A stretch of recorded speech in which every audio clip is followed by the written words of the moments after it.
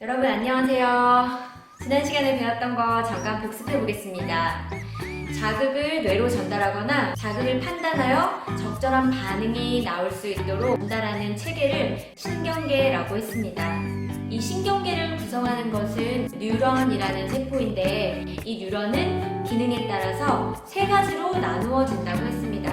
감각뉴런, 연합뉴런, 운동뉴런, 그리고 이러한 뉴런을 통해서 자극이 전달된다는 것을 배웠어요. 그러면 여러분, 선생님 질문에 한번 답해보세요. 야구공이 날아오는 것을 보고 타자가 방망이를 휘둘러서 치는 행동을 하기까지의 과정을 여러분 한번 말해보세요. 맨 처음에 자극이 와야 되겠죠. 이것을 감각기관, 눈이라는 감각기관이 봅니다.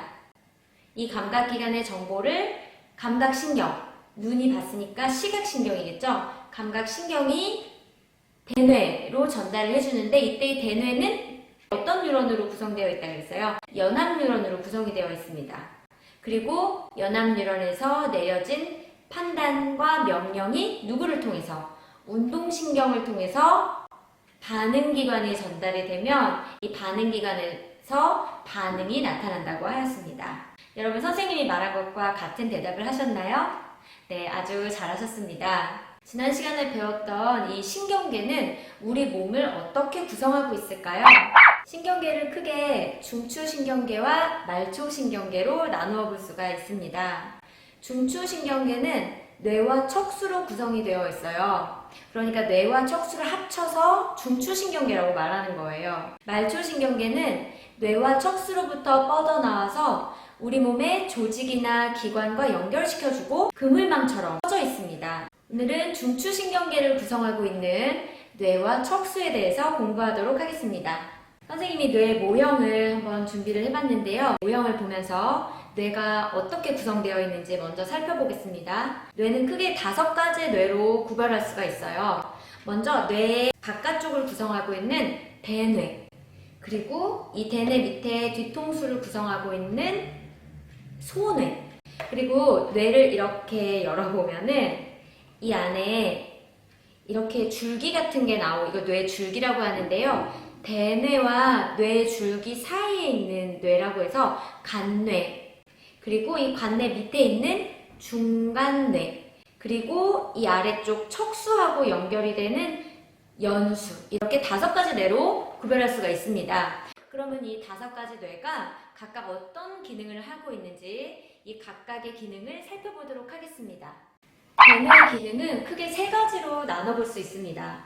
첫 번째 기능은 우리 몸의 감각기관으로부터 오는 자극을 받아들이는 곳이에요. 그 모든 감각기관으로부터 오는 자극이 대뇌로 다 이렇게 모여옵니다. 그러면 대뇌는 그 여러 감각기관에서 오는 자극을 종합하고 그거를 판단하는 그런 역할을 하게 되는 거예요.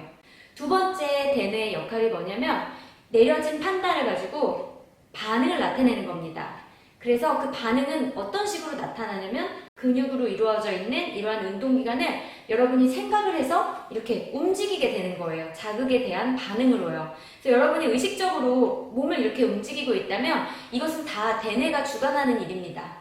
마지막으로 대뇌는 또 어떤 기능을 하냐면 고등정신활동을 합니다.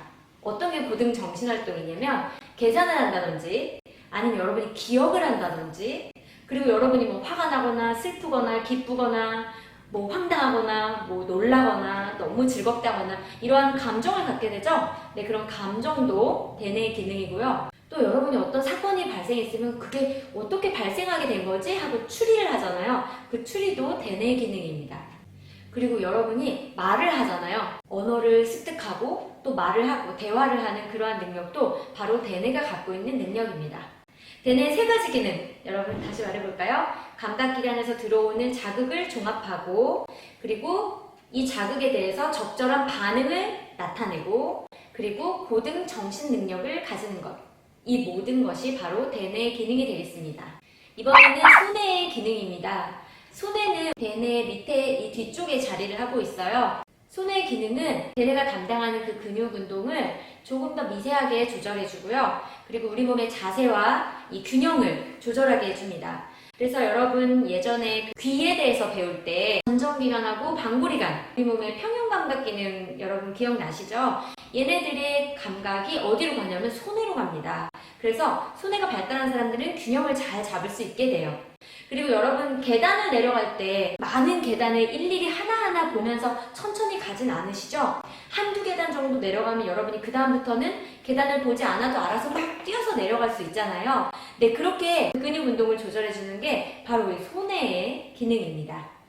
간뇌는 간은 사이간자를 쓰는데요. 어디와 어디의 사이에 있어서 이름이 간뇌냐면 대뇌와 우리 뇌라는 곳에 그 사이에 있다고 해서 간뇌라고 합니다. 간뇌의 역할은 크게 두 가지로 나눠볼 수 있을 것 같은데요. 한 가지는요, 대뇌에서 내리는 운동 명령, 우리 몸까지 뉴런을 통해서 이동을 할 거 아니에요. 그걸 전달하는 통로가 되는 곳이 바로 간뇌가 되고요. 자, 간뇌의 두 번째 기능은 항상성 유지입니다.